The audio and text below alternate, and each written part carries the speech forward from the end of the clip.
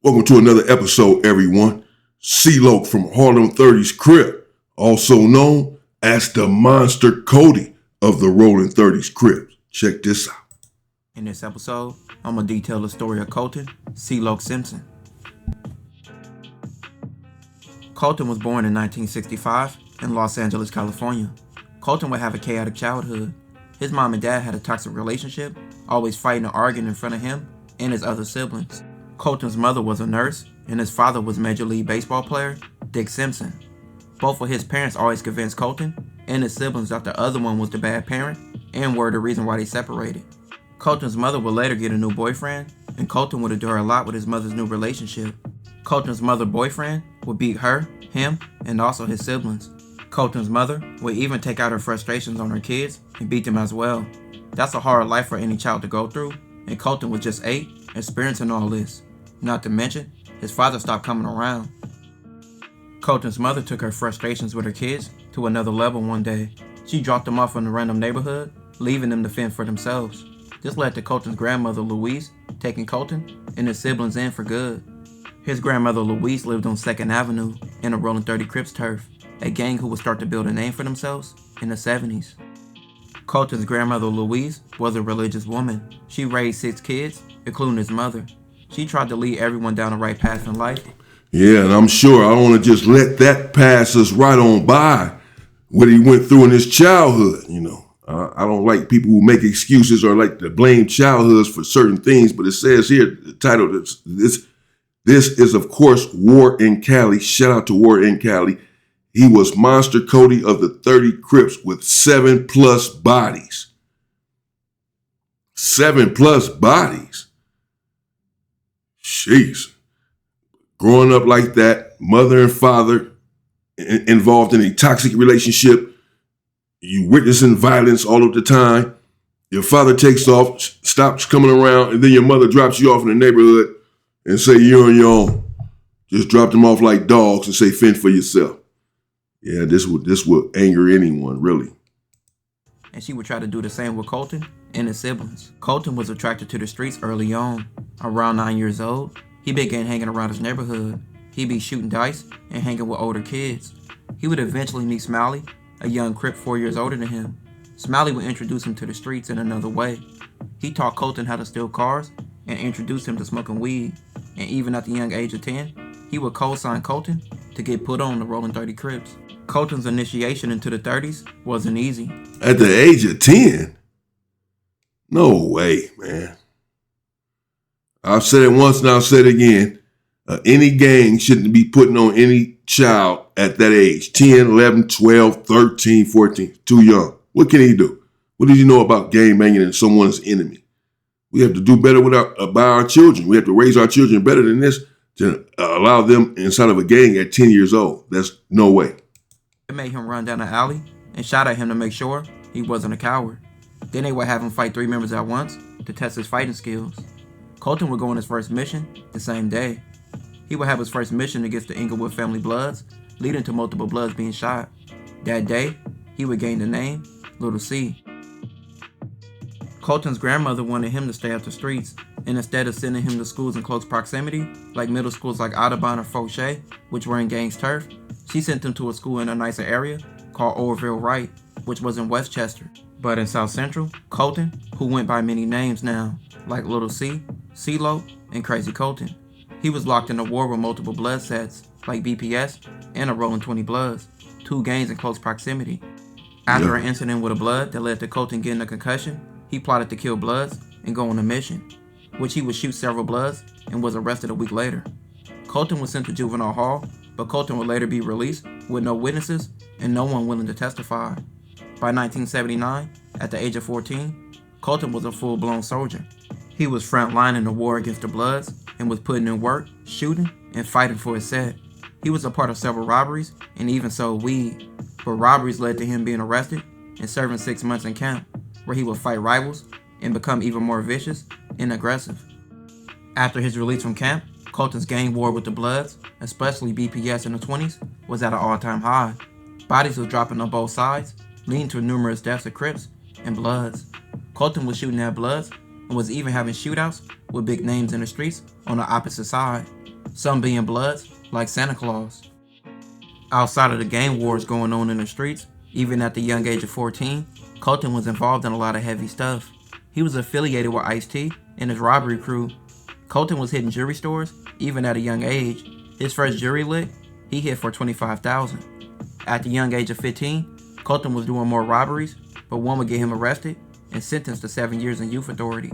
In jail, Colton fought numerous Bloods, and on the streets, his gang was deep in war, losing multiple members and taking multiple lives. Yeah, this is the same song, the same story of most individuals in the ghettos, catacombs, and grottos of America. This is how we grow up, upset, angry, committing crimes, because a lot of it just involves the environment. Then we end up in jail from a young age on. CY8, youth authority, I've been through the exact same things. And then we just become more hardened and hardened. After 3 years, Colton paroled early. He hit the streets again at 18. Colton would see the streets changed a lot, and crack took over his community. Many of his homies were selling drugs, and some became addicts. It was a lot going on in the 30s community.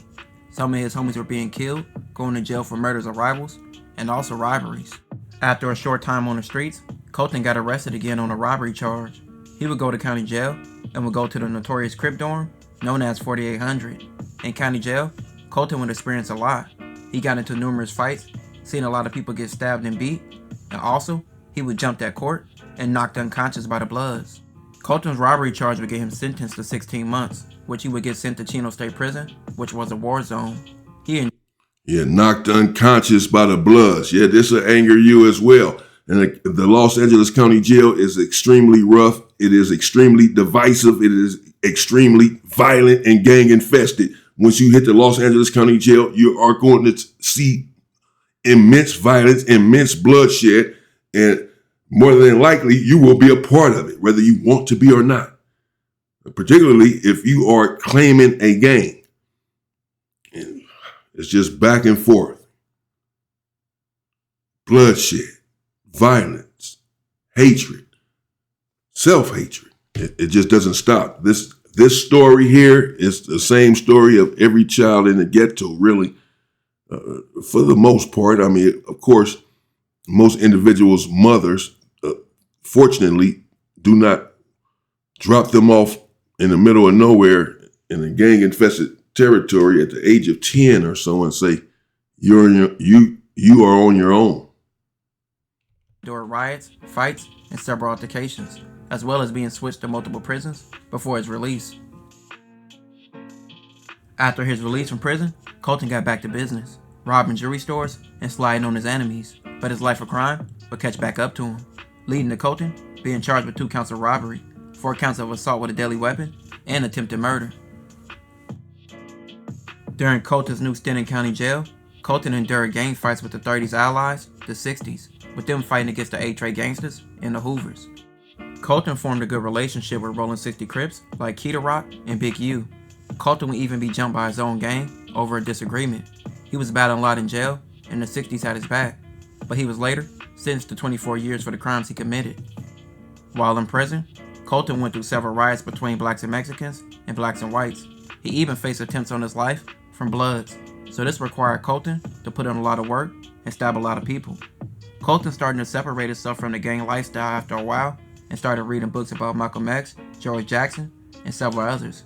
He gained a new perspective about violence and people of his race. He started to think about all the things he was doing and seeing that as being a black man, he should stop gangbanging. Colton served time in 5 different prisons and served 12 years before he was released at age 32 in 1998. After his release, Colton connected back with Ice-T, and by this time, Ice-T was a full-blown star, having successful albums and even becoming a star actor. Ice-T would give Colton a job working for him as an assistant. Working for Ice-T gave Colton motivation and the game he needed. He would then pursue his own career and try to make a record label.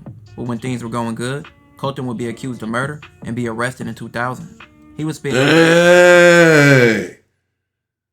Sound like he was going in a direction to be successful. And it sounded like the narrator here from Warren Cali was leading to that. That Colton got out. He had essentially denounced gang banging. It looked like hooked back up with Ice-T, who was now a full-blown star.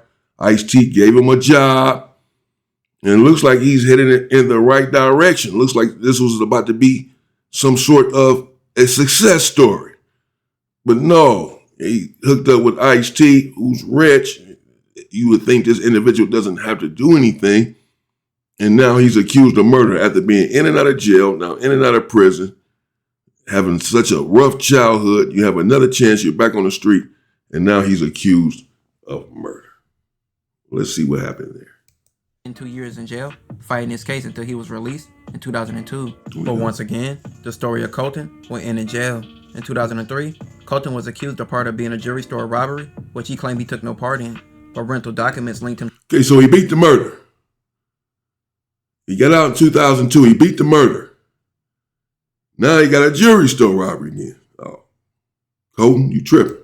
To the getaway car used in a robbery. Colton was identified as the driver by 2 police officers who had pursued the car, and he was arrested 2 days later. Colton would make bail and work on a book that he would drop in 2005 called Inside the Crips, which he would detail his life from his troubled upbringing, from joining the Rolling 30 Crips, to his battle in the streets, and also prison. By 2007, Colton was found guilty, and with this case being his third strike, he will receive life. Now Colton is 58 years old and currently in Corcoran State Prison. Colton's earliest parole date is 2029. Now Colton's story is crazy. Just like Monster Kody, he detailed his crazy experience through a book, which showed many angles and decisions, and what the streets led to for him, and how toxic the streets are for anyone who decides to get involved in the gang lifestyle. Colton spent 30 plus years in prison, more than half his life. Colton still pleads his innocence and hopes one day he gets released. This will... Yeah. He better, man. Well, his earliest release date is 2029. That's upon us. That'll be here quickly, but he's already 58 years old or so. You know, he's going to need to get out. He does have a life sentence then for this crime. They struck him out for a robbery, gave him life in prison based on the 3 strikes law. But apparently, he had been in and out of trouble, in and out of situations, and we all only get so many chances. That's everyone in life, everyone in the world. We only get but so long to accomplish our life's work. And at some point, we have to get it together. I don't necessarily know that individual situation. I don't know him personally. Shout out to him.